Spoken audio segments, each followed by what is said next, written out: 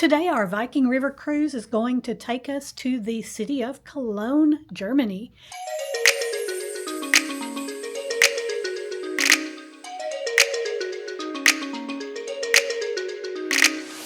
And we pulled up to this nondescript looking dock here. I was expecting Cologne, and it's not quite looking like there's anything in the nearby vicinity. I found out that our itinerary, since we are traveling upstream, it takes the long ship just a little longer to reach destinations. It travels a little slower going upstream. So we are being dropped off here at this dock, and we will board motor coaches to take us into Cologne. Then our ship will keep sailing and will meet us in Cologne after our walking tour today. After our ship docked, our groups gathered together on the shoreside, split up into various groups, and we walked along this brick-lined path on our way toward the motor coaches. We turned the corner and we saw where the local ferry docks, and they use ferries a good bit on the river to take people from one place to another. Boarded our motor coaches, passed through fields of these yellow flowers used to make canola, went under tunnels, saw this interesting juggler that was standing in the middle of the street, juggling when we were at a red light, and then going through hoping for tips.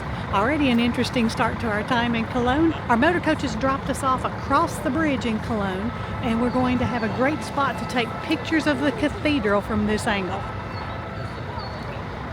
And there that cathedral is. Should be getting some good photos here in a little bit. See the bridge, lots of train traffic here in Cologne. Our program director travels with us to Cologne and divides out the supplies for our local tour guides. We have a lovely guide who makes sure we can all hear with our earpieces, and we take our last look around from this viewpoint before setting off on our tour. We walked on a path nearer water level below, came up to this set of steps and up a second set of steps, only to find just a few more steps to make it to the level of the bridge, where we are met by a statue of Kaiser Wilhelm I. A train whizzes by to our right as we begin our walk along the bridge. Couples celebrate their love by attaching locks to this bridge, and there are thousands of them. Here is one for Cornelia and Tommy in June of 2020. If you know Cornelia and Tommy, I'd be curious to see if they're still together today. This is the north face of the cathedral. The brighter yellow part has been cleaned by laser technology, but it took 7 years just to do that part, so they are not going to do the entire cathedral. Get your bearings here in Cologne. There is another church in the Romanesque style there, and this is the train station. Our guide told us that the main religions here in Cologne are soccer, beer, and carnival, even though they have a most amazing cathedral right here in the city.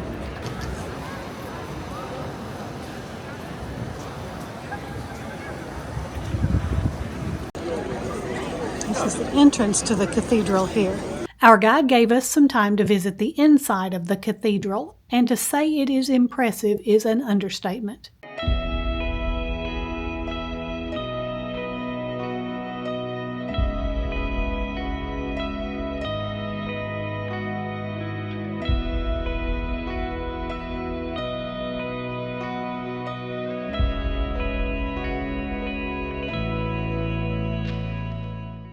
After our time to visit the inside, our guide pointed out something else of note. There are 3 small gargoyles, one like a pig, one like a lion, and this is Pope Francis. Also in the area is a bakery that our guide says is her very favorite. I can see why. Just look at this variety. I wonder what the Berliner tastes like. And right here at the base of the cathedral, you can find a souvenir shop to get your postcards, your magnets, and if you need camera equipment that you may have lost or broken, they have that here too. Our guide points out one of her favorite restaurants. There are beer houses all throughout Germany, and this is one of them, and she explains how the service works at a beer house. Then we walk by this whimsical fountain and learn about the legend of the Heinzelmännchenbrunnen. I'm not sure if I pronounced that exactly right, but these elves work hard in the night doing family tasks, but they're scared of being seen. If you catch them, then they no longer work for you. Our guide talks about the origin of the fragrance known as cologne here in Cologne. but no time to stop and shop right now. Suddenly, the church bells started ringing and a crowd gathered to listen. According to our guide, this is a rare occurrence for the bells to ring for several minutes in a row, and usually this signals a special occasion or a warning. I never did find out why, but it was nice to get to hear them.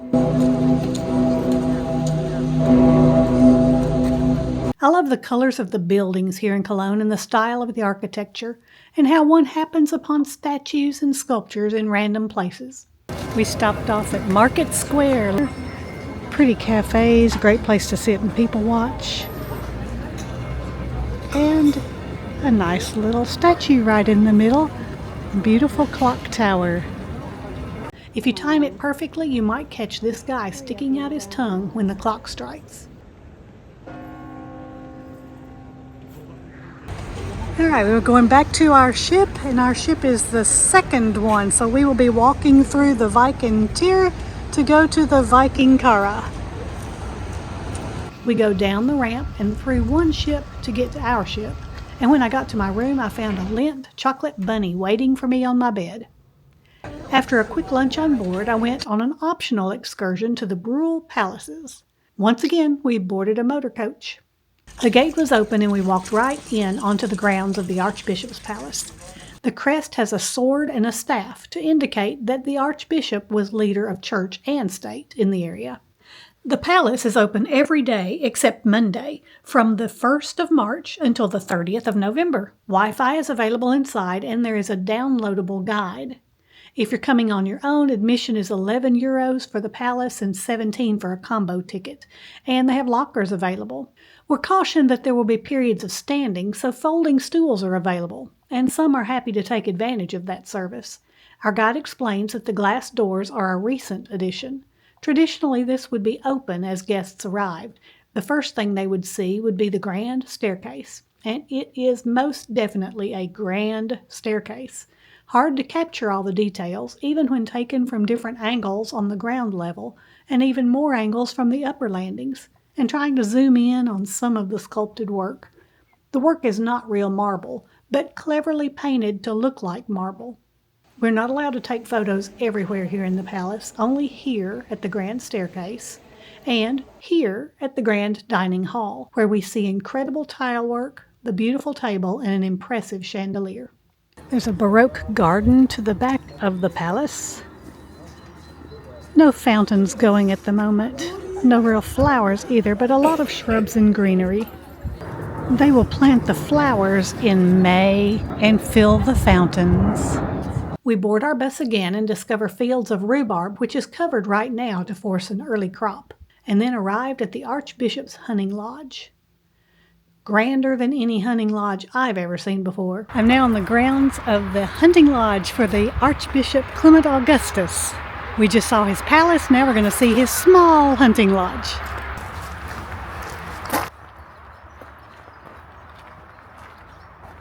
There is a restaurant in this building now.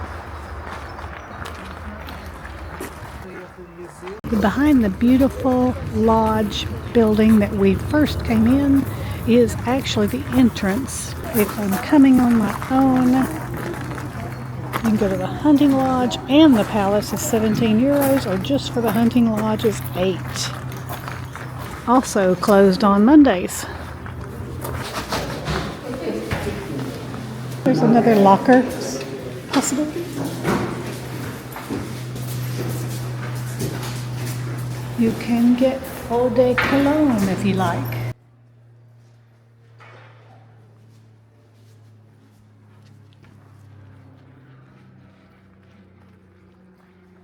They have a mandatory shoe cleaning machine at the entrance. We're given an information card explaining the history of the building on one side and a description of the rooms and artifacts on the opposite side.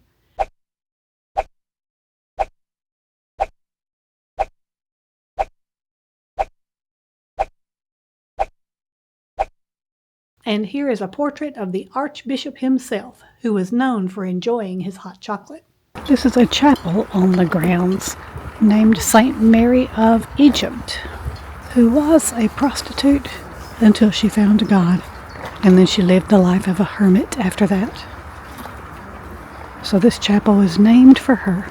Once again, back to the city. Chocolate Museum is really close to where our ship docked. So, of course, if it's chocolate, I would love to go take a look. But it was closing at the time I arrived. The gift shop was still open for a few more minutes, so I made a few purchases and headed back. This is Shirley with Shirley's Journeys, and I hope all of your journeys are pleasant ones.